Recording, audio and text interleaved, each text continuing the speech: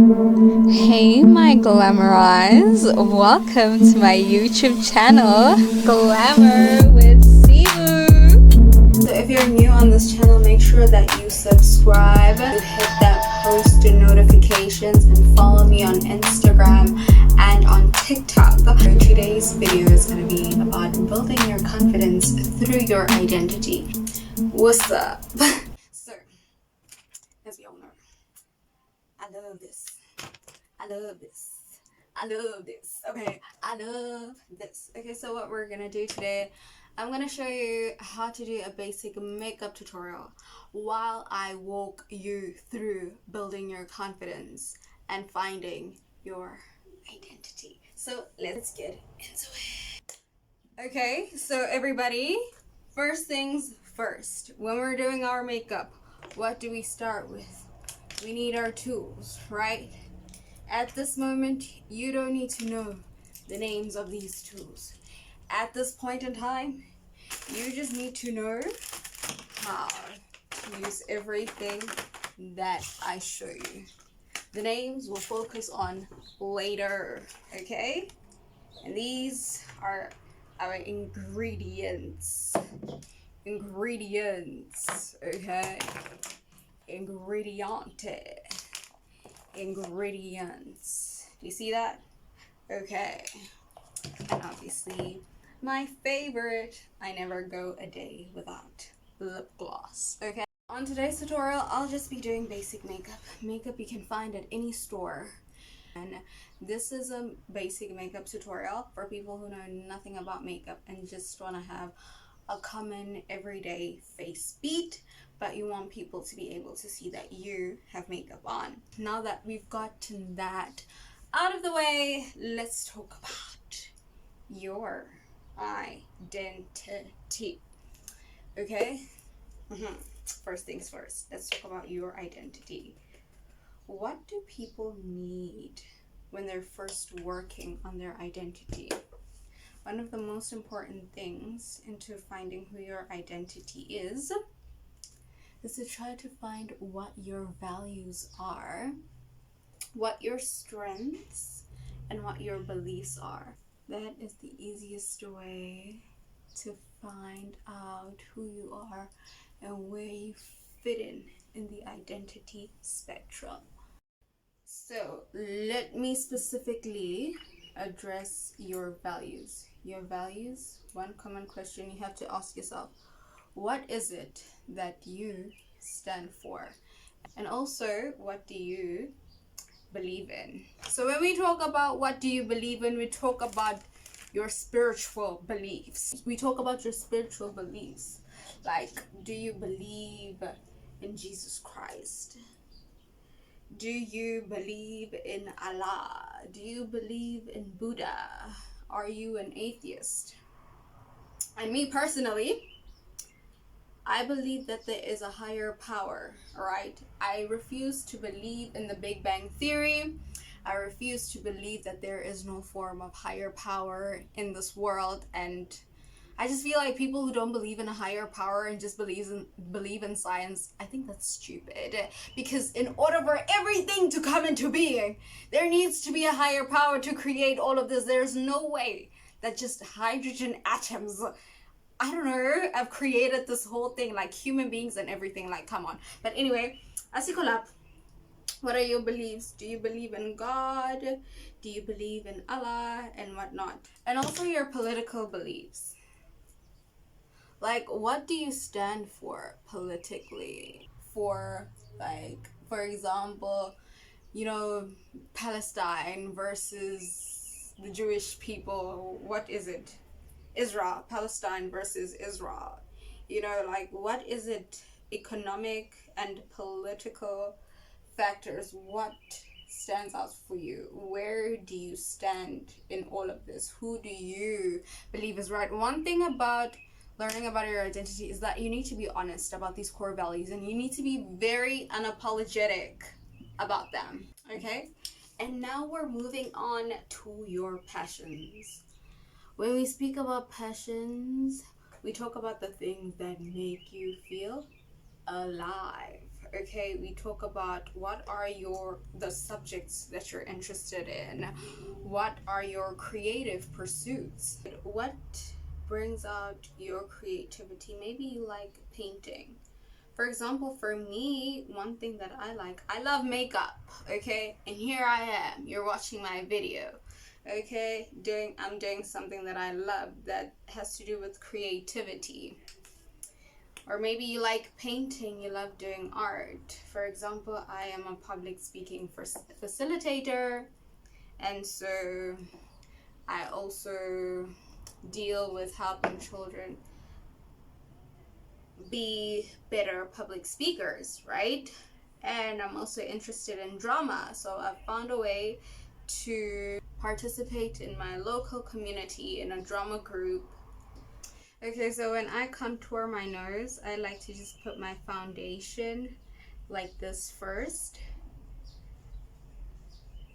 and then I put a darker shade of makeup for contour or whatever, like so. I don't have the darker color that I normally use, so I'm just gonna use this brown right now just for illustration purposes. So I try to make my nose as tiny as possible. Yeah. And I go so. Perfect. And I take the same foundation that I used for my under eyes to make a line, to give it that sharp kind of look. Okay, what's this? What makes you feel alive? For example, I love traveling. Traveling makes me feel alive. It makes me feel so calm and so alive. That's me. I love traveling. Other people might like to go skydiving to feel alive. I would love to go skydiving one day. Some people love to go hiking to feel alive, you know. You don't have to do things that cause adrenaline, things that cause you to have an adrenaline rush, to do things that make you feel alive. Maybe you like going to your local coffee shop. Maybe you like reading books, you know. Social media is not something I consider to make you feel alive. Please cut back on the social media. Like, I am such an advocate for cutting back off on social media. Cutting back off on social media. 100%. And also, what subjects are you interested in besides school? Maybe you studied architecture, right? You're studying architecture right now. Obviously, because you're studying it now, you might feel like it's boring because you're obligated to do it. How about you besides studying, you find another subject that you're interested in? Maybe you're interested in biology. Go do some science stuff. Maybe one Saturday within a month. Create something. Einstein, I don't know. You tell me. You know, let's try to make life interesting again for ourselves. Okay? After I've given you all this information, you might be thinking, oh, Sibu, I don't know what I like. I don't know who I am. Well, sweetheart, let me tell you, that is the beauty of life. Life is all about trial and error.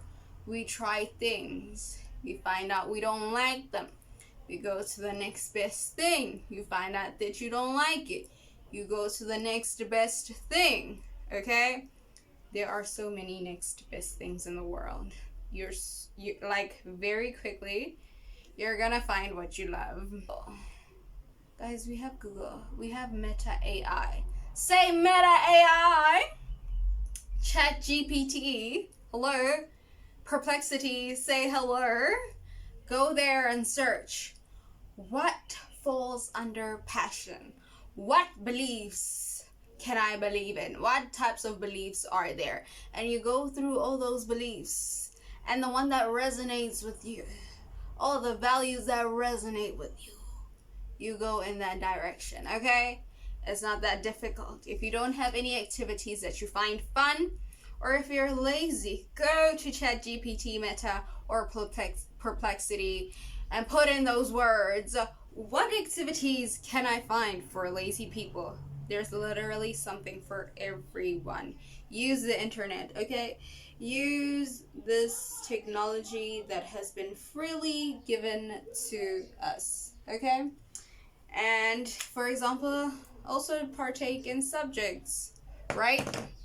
When you have a subject, maybe you're studying architecture at school, have another subject besides architecture, because obviously you're probably under pressure to deliver results for architecture and you don't feel like you have a passion for it anymore, so you try something else. Maybe you like biology, go attend a seminar on biology. I don't know, scientists meet around, I don't know where. Google it, okay? They have workshops, seminars, meet with scientists, try to invent something outside of your work scope.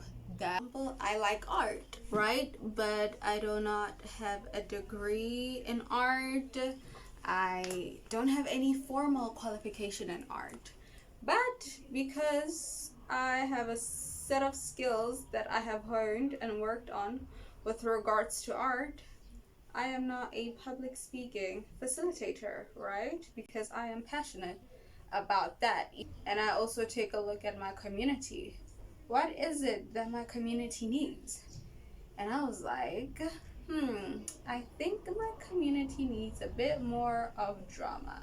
We need to improve their drama.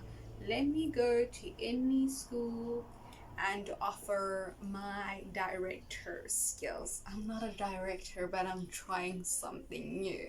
Okay, so I went to my local school and I offered my services for free. And now I have something to do during the week besides school, some passion projects that I am not under any obligation to participate in, but it's just for fun. You can do so too. Try to find something in your community that you're passionate about. Give back to the community. Try to find something in your community that you can do, okay? I'm pretty sure there's always something you can do. You just need to go out there and look for it. Activities that make you feel alive. We have people who like to go skydiving. We have people who like to do bungee jumping, right? But you don't have to do all those adrenaline inducing activities in order to feel alive. Maybe you like reading books, you like using your imagination. Maybe you like knitting as something that makes you feel alive. We don't all feel alive in the same way. Use what works for you. For example, traveling makes me feel alive. I love to travel, okay? I am obsessed with traveling. So I try to travel as much as possible, but using the least amount of money. These passion projects that you do, they don't have to cost money, okay? You can volunteer at your local hospital in the NICU ward or something that they'll allow you to do, That's not going to overwhelm you. And now, let's go to identifying your strengths. Identifying what your talents are. What things are you naturally good at? Identify your skills. What have you worked on? Maybe you know how to use Microsoft. And also, what qualities do you have? Identify what your talents are. Maybe you're good at running. You can participate in your local marathons. Or maybe you're good at singing. Try to enter the local talent show. If you're good at singing, maybe go to a local bar, offer your services, say, hey, Thursday nights I'll be here. I'll sing for your guests. Or go to your local church and you're like, yo, I can sing. Now let me join the choir. Let me bless this choir. Differentiating between talents and skills. Skills are things that you learn. Talents are things that you are naturally good at. Anyone can be skilled, but not everyone can be talented in the same thing as you are, if that makes sense. Everybody could be skilled, but not everybody could be talented. So having talent is kind of like an unfair advantage to a skill. I hope you're getting what I'm saying.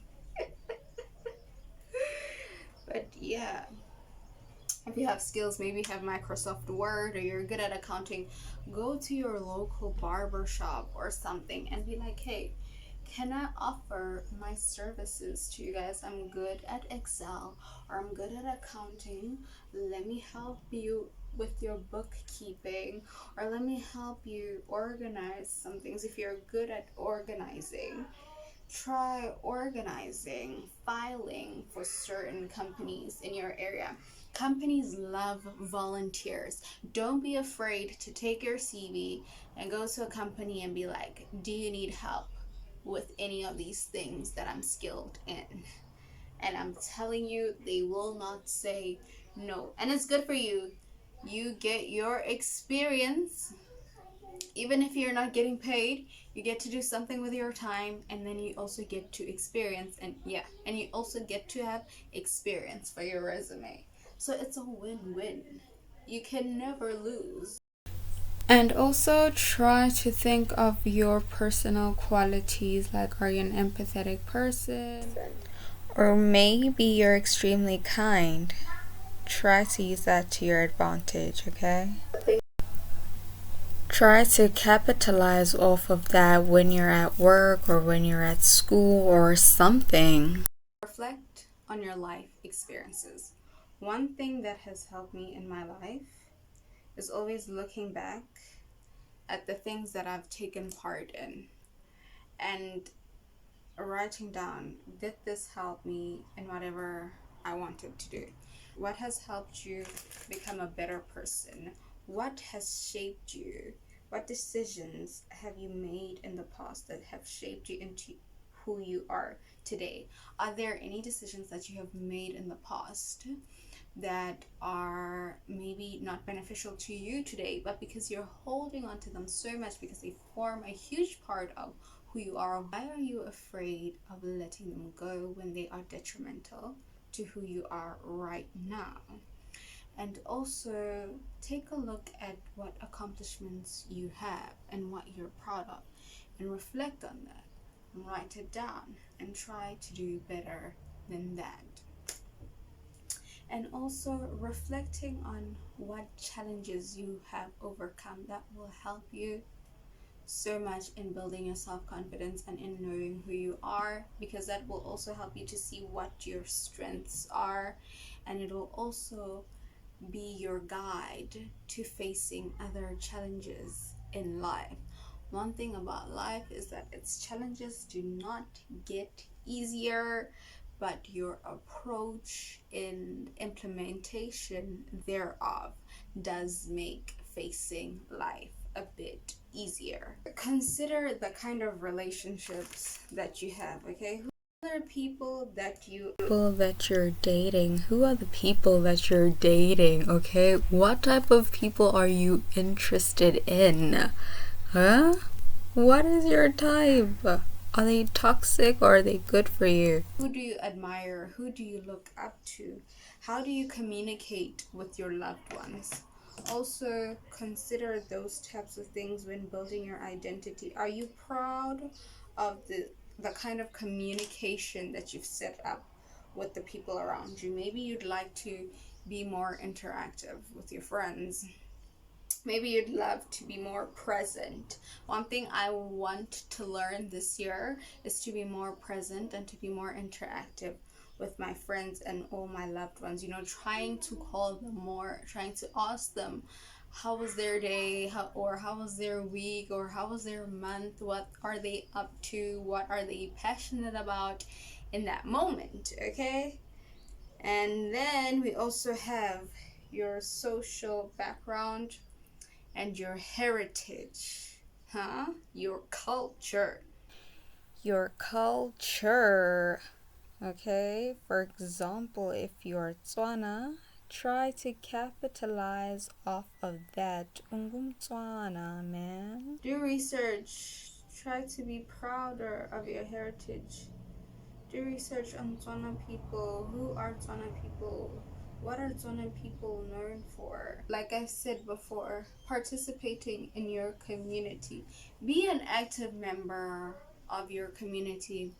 Go to community meetings, okay? When they have these talent shows or these fundraisings or whatever activities they have in your community, participate. Be an active participant in your community. When big decisions are being made in your community, be among the ones whose votes and whose voices contributed to those big decisions. It will impact your confidence so much when you see something being implemented in your community and you're just like, yeah, I was a part of the meeting that took place to put that into place. Like, it gives you a sense of pride, something to be proud of. Like, yes, my voice is heard, my voice is doing something in the community. It will boost your confidence so much. And your community doesn't need to be the community that you were born in. It can be the community that you are in now. If you're at school, maybe you're at university in res, try to participate. Some reses have competitions that they do, like Mr. and Mrs. whatever res that is. They have fashion shows. Take part. And one thing I can tell you is that do not be afraid to be seen, and do not be afraid to be seen trying, and do not be afraid to try, and do not be afraid to fail. A lot of the times what is holding us back in life is not that we are incapable, but we are scared. I'm not going to use that Aquila and the Bee reference. It's not that we are incapable, but it's that we are scared to be judged. We are scared to be laughed at. One of the things of improving your confidence is that you need to be okay with people laughing at you. One thing about people is that they laugh today. They laugh at new things that are implemented today. And then tomorrow, when it becomes popular, then they are at the forefront of that very thing that they were laughing at it. So do not be afraid to be a trailblazer. Do not be afraid to be the first one to start something. I always think to myself, always be the first to run to trying something new. Because when you are known for doing that and it becomes popular, when people see that, they see you. And what a confidence booster is that. Okay, let's go. So one thing that I'm personally working on this year is that I don't want to be afraid to be seen trying. I want to try different things, even if I find it embarrassing, even if people laugh or judge or whatever. I am just gonna do it. Yeah. And also, I bought this from my friend, but anyway, reflect on your accomplishments and how they have shaped you as a person, right? How they have shaped your identity. How have they contributed to your identity? Get out of your shell, baby. This year, I'm trying to get out of my shell, and I want the same for you. Okay? I want you to try new things and reflect on it, and whatever mistakes you make, you write them down so that you can remember to never make those mistakes again. The whole purpose of life is learning, and the only way to be confident in what we do is if we put ourselves out there. Not least, I'm going to request you to ask for feedback from your people on what they think about you. And remember, you can always change, okay? If you don't like the negative feedback, change it, okay? And one thing about your identity is that your identity is always going to change. As you get older, every year your values, your passions, they're always going to change. So develop a growth mindset, okay? And when it comes to confidence, I'm just gonna leave you with these 8 key points. Get rid of negative self-talk, okay? Have a growth mindset. Incorporate setting goals that are achievable, and always talk positively to yourself. Take care of yourself, okay? Take a bath, smell good, do your skincare. Focus on your strengths, okay? If you have weak points, try to better them. But okay, ladies and gentlemen, I'm done with my baking. It's now time for your caking, and put what you learned today into action. Fear not, when mother is here. Any questions, leave it down in the comment section and I get back to you. Okay, thank you, my Glamorize. Thank you for tuning in. Make sure you share the link to this video and recommend it to your friends. Thank you so much for watching. I love you so much, and I hope I have helped you in some kind of way. And remember, spread the love and spread the positivity.